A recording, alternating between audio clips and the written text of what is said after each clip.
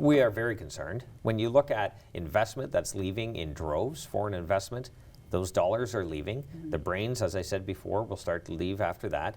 If you've seen certain sectors of our economy that just aren't going to grow, such as oil and gas, because the regulatory process that has been put in place by the federal government is so onerous, nobody is going to put money into it. Mining is starting to see a bit of a bump. We are seeing slowdowns in lumber with the blockades that are happening on the rail. That slowed down the economy. That had an impact.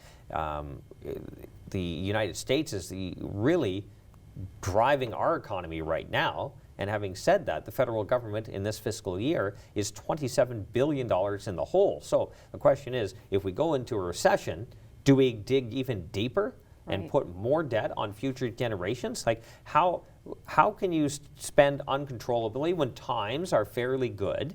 That's the time you should be paying off debt, storing away money, and getting ready for that downturn if and when it comes. And there's some that might say, because we know the U.S. debt is trillions, which, you can't even almost picture that. But, and so comparatively, Canada's debt is significantly less than trillions.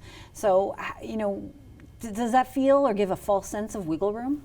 Well, why would you rack up the credit card when times are good? Why would you spend almost more on interest payments than you spend and transfers to the provinces for healthcare? Why would you do that? The economy should be able to power itself. It doesn't need endless government money to make it happen. If that's the case, we are in big trouble, because at some point, again, you either have to make changes in the way the government operates, or you have to raise taxes. And people are close to bankruptcy, as you just pointed out. They can't handle another tax increase.